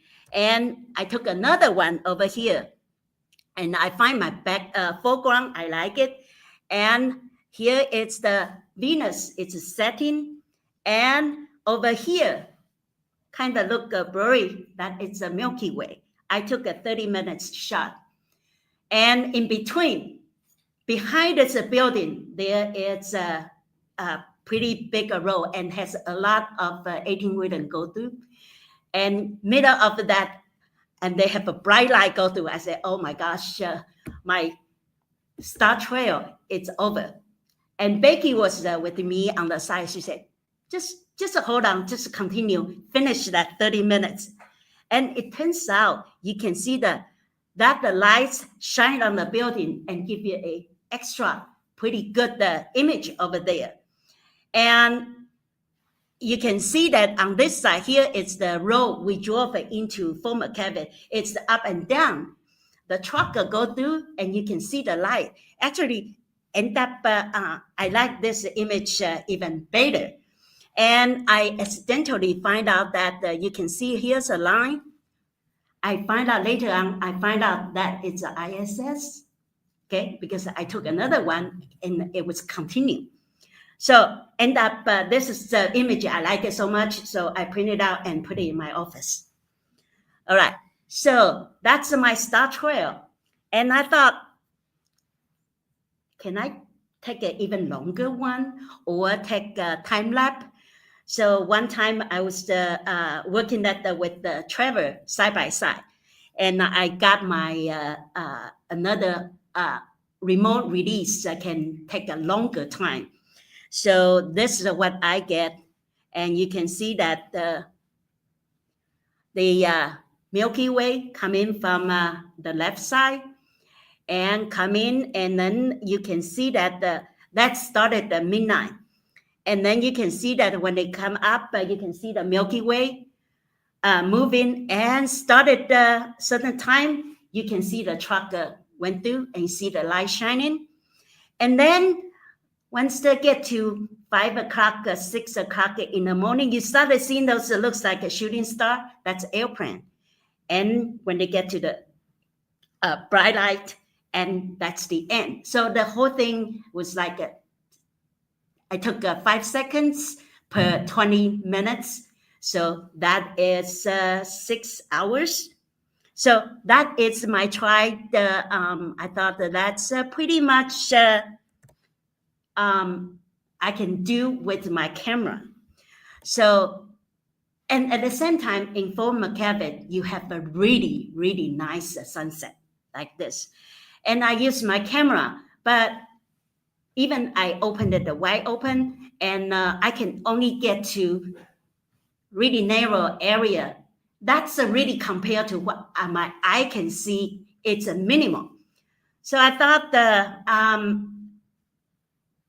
the cell phone is thinner. So I tried to use my cell phone, and in the same spot, you can see that the same building, same tree over here. Cell phone, the focal length is shorter, so it gets the even wider area. Okay, so, and then at the same time, the cell phone, these days, iPhone has what? Panorama. So I thought I can try that. And even though you can get the almost 360 degree, but the problem is it's make it a straight line. So, but they give you a spatial, a pretty good distortion, I would say it that way. So that, if you think about, you use camera and cell phone, you can create a lot of different things. So in addition to using cell phone and fish eye lens, it's another thing you can try, and you can see that, of course, compared to the old sky, and that's only partial of that. You can see the horizon, the building over here, kind of a curved, but give you a spatial effect. So, and also from time to time, you hear there's a lunar eclipse. So, but lunar eclipse, you don't have it. It's bright enough, but you don't have to go to the dark sky. And I shoot this in my front yard, and my front yard has a street light. So that's what I did with the first solar eclipse, lunar eclipse. And I thought, that doesn't have a much background, foreground. And another time, the solar lunar eclipse was in the morning. And at that time, there's a cruise ship coming in, and I take a shot and I put it together. I thought that's pretty good. I got a foreground. And in addition to that, we have, I think that's 2023, we have the annular solar eclipse. So I went to Fort McKelvey. I thought, hey, it's good. In addition to, I put all these together, and I can put the image of Fort McKelvey. So maybe 20 years later, I look at it, I know where I took it. Okay, so that is most of the things I can do with the camera. So I thought that maybe it's a time for the camera, for the telescope. We thought, oh, can I connect to the computer camera? So we did try that. The first time I learned what that means of Venus transit. Okay, so we connect the Canon camera to the eyepiece, and we took actually we took the whole series. And here is one of the example. And at the end, you see the cloud coming and make it another softer. So that you see the cloud coming may not be the bad idea. It may not be a bad thing. So enjoy whatever you see. All right. So I thought maybe it's a time I have my telescope. Since Jerry's telescope is too heavy for me to handle. So I got a 4-inch top, and Jerry built the stand. So put it on there. And when we go to the star party, it's a height for kids. So kids really, they can stand on the ground by themselves and look at the things. So 4-inch, what you can see the planet. You can see what kids would like to look at moon. They like to look at Jupiter. They like to look at the Saturn. So that setup, they really like it. And 5 years later, I kind of feel, I really want to take a more picture for other things. So Trevor showed me he has a red cat. So I thought, I'm going to get a red cat. So I got a red cat 71. So Jerry told me, you got a red cat, you need the mount to control for the tracking. And also, if you look at the deep space material object, you're not going to see the galaxy directly. So you need to have a camera. So we got the color camera attached to it, and this ASI Air, its control system has a software to do it. So I got my setup, and I took it the first trip. I took it to Fort Gavin. You can see that here's my setup. Before I went, I did go through the video, but when I get to there, I try to put it together. I got run into all kind of a problem, and how to use the software. It's the tougher for me. But guess what? Who is sitting next to me? Brandon.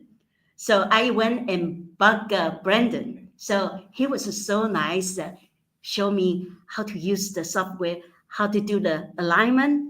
And so I got my first one over here, and I got my jaw drop again, because I can see that there are many galaxies. There's a one here, here. Here, if you look at carefully, there's at least 8 I can identify. So I thought, I got my system to work. So here is a summary of that trip. And in addition to, at that time, we have the comet, and I was able to capture M51, M101, M82, M81, and Orion Nebula. I was pretty happy with that for my first try. So I'm not always in Fort Gavin, and I don't want to just do the observing once a year. I live in Galveston. There's no dark sky. As I said that the first time, and you need a dark sky. Hey, Galveston, no way. We live by UTMB. We got tons of light. And I tried it once. It's all white. Turn dark side back to the white side. No, that's not what I want. And Jerry found that there's a light pollution filter. So we put it on, and this is the Andromeda I took from my driveway. And that took 300 images since the software stacked together. I don't need to manually doing it. And it's color camera, so I don't need to put a other filter in there. And to compare to what I took in Fort Gavin, here's Orion Nebula, and looks pretty similar, but I still have a lot more to learn. If you pay attention, you might see in my driveway, there's car pass by, and door reflection, and I have some of the light material over there. So I still have to do a lot of modification. Okay, so in order to get the better images. And here you go. There you have, that's my story and how I started Jerry to me from knowing just the moon to galaxies. And Becky helped me, turn me from the bright side to the dark side. And Brandon helped me from naked eye visible object to be able to see invisible object. But if you are beginner, you know what the camera is the best? Your eyes. Because you have automatic adjust for your ISO, you have automatic adjust for your aperture, and guess what? Even shutter speed, exposure time, it's automatic. And you even see wider sky compared to the computer, compared to the camera. So that's what I did from the beginning to now. Hope you enjoy.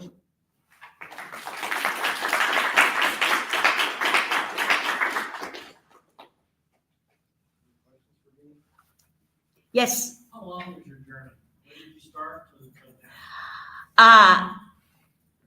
Started 2012.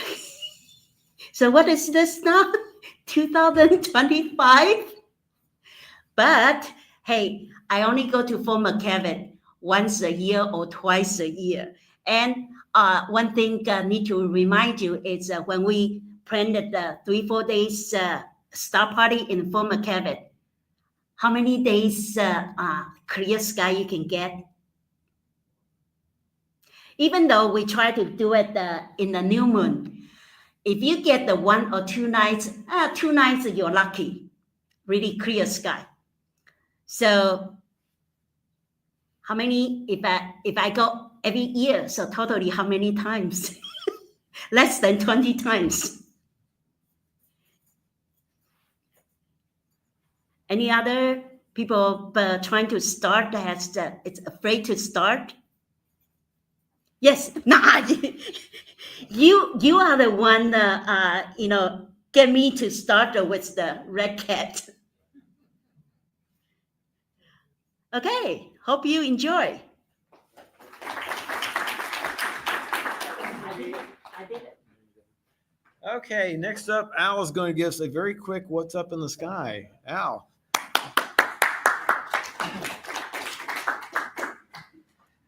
Very quick. Let's see. What's up in the sky, February? I always go through meteor showers, and there won't be any good meteor showers till April. Okay, I start off with binocular objects. I've looked at globular clusters in Hercules and some other constellations, but I've never looked at M3. It's pretty easy to find. Trying to think of Berenices. Is it Berenices? It's pretty easy to find. This map over here didn't really do it justice. It's in between. I'm going to move on. M53 is very close to M3.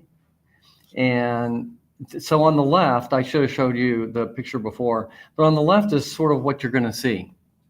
So it's not the biggest globular clusters, but they're not too bad. What I did was I picked objects near Leo.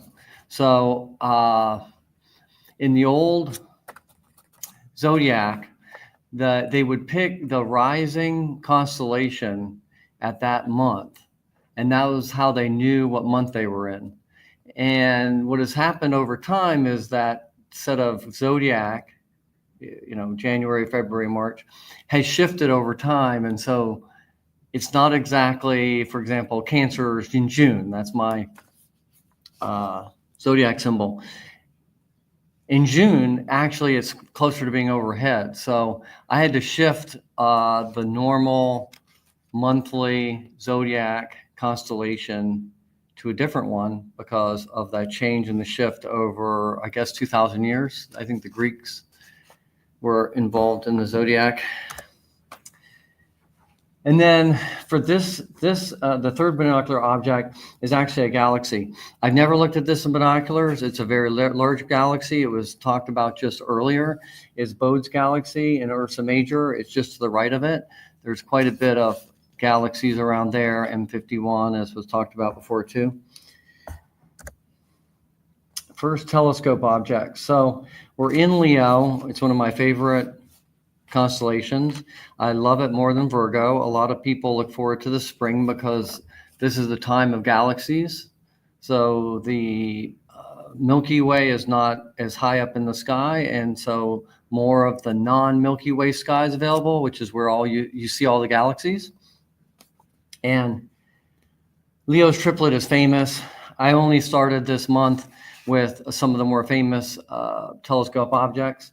And so there's 3 galaxies. You can see them on the right. The hamburger one is down here on the left. That's NGC 3628. But what I try to do is show something new and interesting about them. And there's a tail. You can see part of the tail on the right picture, but there's also a portion over here in this left picture. And I don't think I've ever seen this in the photo. Probably in a photograph you could, but I've never seen it visually. And then M66, which is the galaxy to the right. This is an enhanced picture of a Hubble image. And so it's a very far zoomed in picture of it, but it's very interesting. What I found is a lot of Hubble people using Hubble have gone back and started to reimage some of these galaxies that weren't under great scientific study, but now that there's a lot of extra time on the Hubble, people are going back and taking new photographs of it. And so you can go online and start researching other new information about some of these galaxies we've been looking at for years. M95, really cool, visible light on the left. ALMA sub-millimeter, so this is an array down in Chile. Did I get it right, Doug? And then James Webb. And I'm going to show something later on really interesting about the ALMA sub-millimeter array and the James Webb. The infrared has a tendency to pick up certain size particles in the imaging, and then the ALMA sub-millimeter array is a whole bunch of radio telescopes, and that can focus in on very, very, very small particles. And it's interesting what the two can see, both the differences and similarities. So another famous one is Leo's quartet, and it's NGC 3193, but I think it's 95 and 96 as well. So there's 4. So on the right is a really beautiful picture, but on the left is a little bit more typical what you see through a pretty good sized telescope. And it's just a lot of fun. You can zoom in on these galaxies one at a time and look at different parts of them. As well as it's easy to find because you have like an arrangement of galaxies. So if you're new at finding galaxies, you have, let's say, a manual telescope, you can easily identify that you're on the right object. Okay, now we're going to go to a couple of smaller objects. ARP 293. It's very cool. I like the interacting galaxies that are really close together and are like spirals. Sometimes they're dwarf galaxies, elliptical galaxies that are round blobs. And this is another interesting one. This is the ARP book. The left image is it's ARP 270, but it's also 3395 and 96. And then if you go to the right, that's a pretty picture. That's about a typical what an astronomer would get in a picture. But then on the right is the Chandra. Is that an X-ray? It's a satellite, I believe. And it's just very interesting. I'm just finding so much is going on with these new imaging apparatuses that gives us so much more detail and information, almost so much more that I think they're gathering more data than they can actually analyze. And I wish I was an astronomer today, like a professional. So then the next thing we're going to go on to, I didn't put a little intermediary slide here, but I'm also doing a second part, which is what's happening in astronomy. And the very first one is the Webb telescope is looking at dusty and dynamic protoplanetary disk HH30. This is a Hara-Big-Haro object, and it's a luminous region surrounding a newborn stars known as protostars. So I guess this is near the ignition time, in a sense, when the star starts igniting, because you're seeing some jets. On the right is a neat explanation of what the different parts are. But this isn't just taken with like the James Webb telescope.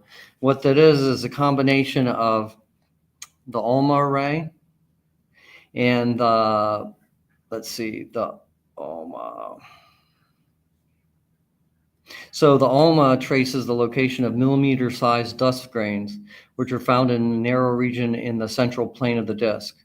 The shorter wavelength infrared data from the Webb shows a distribution of smaller dust grains. These dust grains are only 1/1,000,000th of a meter across, about the size of a single bacterium. While the large dust grains are concentrated in the center of the disk, and the small grains are much more widespread. So I wish I knew much more about this, but one only has so much time to actually study more in depth about this. And I think they collect the data, and then it might take months and months and months. And the data that I'm showing you is sort of like right off the cusp of when they collected the data, not necessarily maybe reinterpretations that might take months and months, but it's so cool. The next one is, this was taken back in, I think, 2018. I'm not sure why they were republishing it, but on the left is an image of what they were seeing. And then the next two pictures are some interpretations and some later on pictures. So the rover, I'm not sure which rover this is. The Mars rover, there's an orbiting platform that orbits around Mars while the rover's going. And this is what they use to take the pictures. But we all know that the polar areas have ice caps, but not really ice, it's frozen carbon dioxide. And I think the one in the middle is different phases or partial bands of carbon dioxide, whereas the right is more of a big field. And what they have assumed is that the cap is fairly thick and very frozen. As it starts to warm up, the pressure starts pushing down on the surface, and it starts creating like a region where the carbon dioxide wants to go into a vapor because it doesn't really have a liquid phase in this type of scenario. And the pressure is so great that it bursts up, and then they have these big geysers, and the geysers they were talking about like 160 kilometers per hour spewing out. But I don't know, it's just really interesting, the dynamic of what's been going on with Mars. I mean, we know so much and still know so little. This one I just thought was interesting. So I love the picture on the right, and it shows the blue dwarf. And so this is one of the few galaxies that have, like, instead of spiraling arms, has like rings. And so there's been a big question, so how did this happen? But through some studying, they see and have mapped where the rings are, and it looks as though the blue dwarf penetrated the galaxy and caused like an effect like a pebble in a pond, where it created like rippling waves from the center out. And that's why I think the rings got reformed into these, the spiral arms got reformed into rings. So it's kind of an unusual curiosity. I didn't pick things that were really highly technical. I tried to pick things that were more fun and interesting, things you don't see all the time. And this is very cool. So another thing from Mars. So I've never seen this. Maybe other people have been following some of the stuff going on with Mars, but these are some clouds that were taken. And it was taken during a certain period where the CO2 rises, and maybe near the poles where there's that sublimation and there's more vapor going like through a phase of frozen to more of a vapor. And so this is a cool little video. I don't know, I just thought that's really unusual. I can't tell you why it has different colors. They were trying to explain it, but it didn't really come across to me very well. And then the very last slide. So another exploration vehicle, what do you call this? I don't know where Euclid's going. Is it leaving the planet or just orbiting? It's another exploration vehicle. And so they found this picture. So on the left is the picture, and you can see a faint ring. I was trying to figure this out. You can see a faint ring, and then when they reinterpreted the data, they come up with basically an Einstein's ring. And that's caused by, let's see, let's go back to, here's the next, this explains it. But basically you have some kind of a foreground object. There's Einstein's cross that I was able to see this past fall at a star party. A guy had a 31-inch telescope with a light amplifying tube, a night vision tube, and then we were able to see it. And so I thought about it when I was looking at what slides to pick. And that one's caused by a quasar in front of a galaxy. So it's showing Einstein had theorized that light would bend around very strong magnetic fields like a quasar. And so this guy in the previous slide, this guy is interpreting data coming from the satellite kind of in its testing phase. As they're sending it out into space, they're kind of running tests to see that it's working right. And he was reviewing some of the data. And can you imagine how boring that kind of job is, where you're like, kind of, you know, it all kind of seems okay. Nobody really appreciates what you're doing because we're not really working on what the satellite is intended for. And he comes across this image on the left, and then he realizes what he's looking at, and then does some processing and gets, I think there's about 20 of these Einstein rings that have been found. It's not a huge amount. And so this adds to them. And I think one of its tasks is to go and look at similar objects because they want to study the magnetic effects of light bending and so forth and so on. So I'll tell you one more time, where I'm getting this information from is phys.org. And if you go on there, you'll be shocked at how many things per day are produced. And a lot of them are very small papers, but if you go dig deeper, you find out all these papers and things that are published on a monthly basis in astronomy. And sometimes it's follow-ons with preliminary data, and then sometimes it's follow-ons from preliminary data they might have done 6 months before, and follow-ups and follow-ups. But it's pretty exciting. Thank you.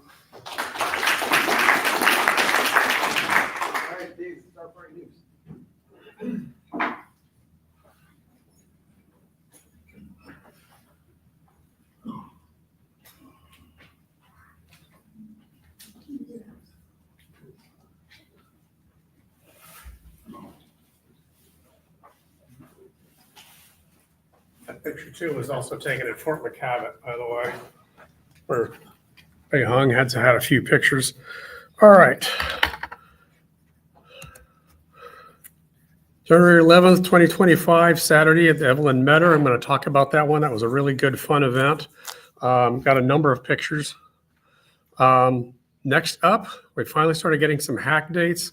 February 28th, Friday, is going to be our first hack date. Events are now running 6 to 9. We might be competing with light music off to the side, which worked out the last time. They are absolutely slammed this year. You're going to see a couple of dates showing up in the next few slides. There are 2 dates with a hack winery that are on Sunday. They're initially February 28th, and then the next date they gave us was August 1st. I said, huh? What? And what I did is I threw about 18 dates at them, and we kind of shift them all back and forth. And a couple of the dates I really wanted to try to get, they actually have 1 or 2 massive weddings that are starting on Friday and going all the way to Sunday. The whole winery is completely booked up. Major bucks to do that. So, but March 15th, Magnolia Creek. March 27th through the 30th is the club's trip to Fort McCavitt. I'm in communication with the group out there. Skip the T. The T was originally tentative when I stole it off the website that I had, the club's website. Texas Star Party trip to X Bar Ranch is now 424 to 428.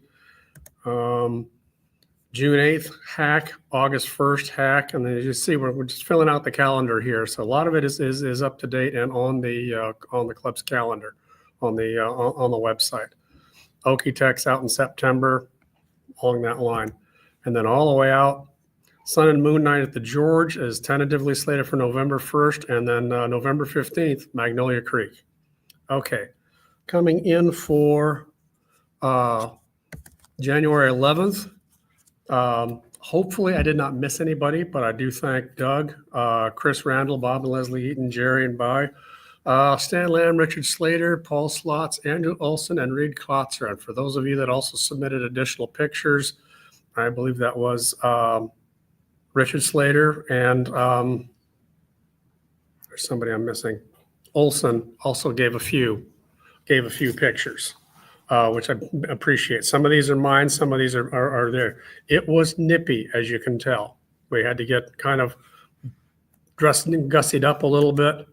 There's a picture of Doug with his scope that you can see. I'm in there somewhere. This is down here where we had a few things going on here. Doug had his really nifty scope here and had a few things that were sometimes pointing straight up to the zenith, and said, Dave, come on over and take a look. And I see where it's going straight up. And I look down and I see this little knee pad down here. And I was thinking, not my knees. No, not my knees. So I decided that our beloved president needs a door prize. So Doug, I think, has probably ticket number 556. And so I went for $4.99. Harbor Freight knee pad. I wanted to put Doug's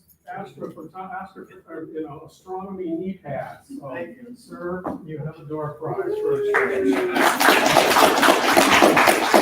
I have one and I like it, so that's what I said. I looked at that. I looked at this thing. I said, I'm buying him. I'm going to Harbor Freight for Doug. So there you go. Over here, activity at Chris's scope. I've forgotten whose scope this was. That's Stan's. All right. Okay. Read out here. We were kind of working with some clouds that occasionally came through. There was one time on the show on the next slide where I thought we were going to pretty much get banjacked for the rest of the evening. Bob and Leslie are out over here, and I believe it is the sister of Andrew Olson. Oh my God, she was a godsend. Came in with a hot chocolate. I think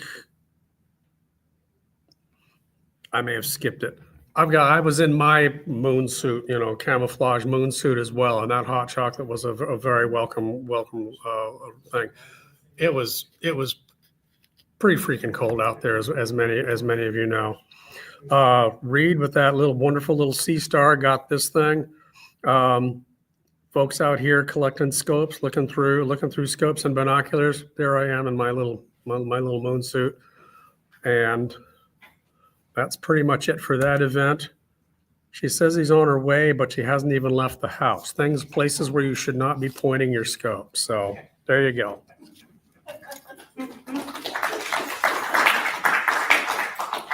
All righty. Very good, very good. Okay. March 14th, we'll be here again, Observe the Sun. Chris Randall is going to be our main speaker. Next, we're going to do door prize, and we're going to get out of here. All right, look at your door prize tickets. 560. 560. Andrew, come on down here.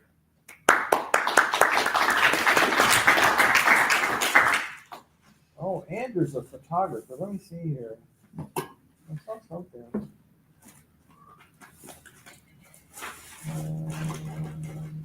What is it?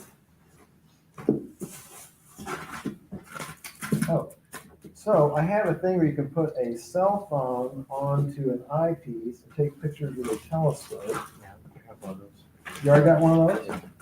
I got STS-98 crew pictures. Ooh, I've got a logbook for you to write all your deep thoughts in. No, I got some astronomy socks with constellations on them. For the CD. The CD? All right, so you have a real photographer. All right, we'll do one more, two more maybe. 561. One more. Right here? All right, Rick, come on. Oh, I got the perfect thing for Rick. I got STS 98 crew pictures. Yeah, I gave it to you. Oh, I gave you all those, so I have a 5 red LED cap light you can put on your cap. I got one. Okay, I have astronomy socks. Got constellation. What else on. you got in there? Okay, I got a book for you to write deep thoughts in. Your night sky observing logbook. I have a little gadget to put your cell phone on your camera eyepiece, your telescope eyepiece. No, it's okay. Let's see. I got a sun filter to use on telescopes so you can look at the sun. Pick something. I'll take the size. Thanks. All right. Come on, it's free door prize. What do you expect? Okay, last one. You guys stop complaining about my door prize. 570. Is that you, Trevor? 570. Tom, right? Come on, Tom. Okay, I got a red light for your hat. I got STS 98 crew pictures. I got an observing log. about the moon. Oh, ooh, moon. I almost forgot. The most famous and coveted moon map. Oh, about that. I'm telling you, David, 1 out of 4. I'm telling you, 1 out of 4. Moon map. All right. See everybody at Mod Pizza. Thanks for coming. See you next month. Sorry we went too long.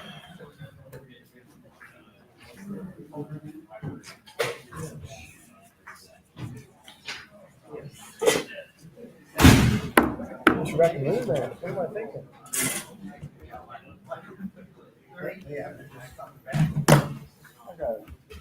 You were the one that first suggested the idea of a new knee bag. I'm actually serious about that. We were someplace and you had a knee pad and it never dawned on me. I should put a pad under my knee. But apparently my knee pad is unacceptable. I don't have a real knee pad. I can try that. That is better. That is better. Cool.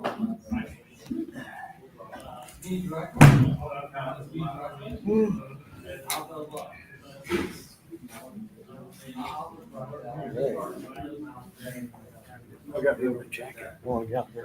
Where's my jacket? You going to Mod Pizza, Trevor? Maybe. The secret?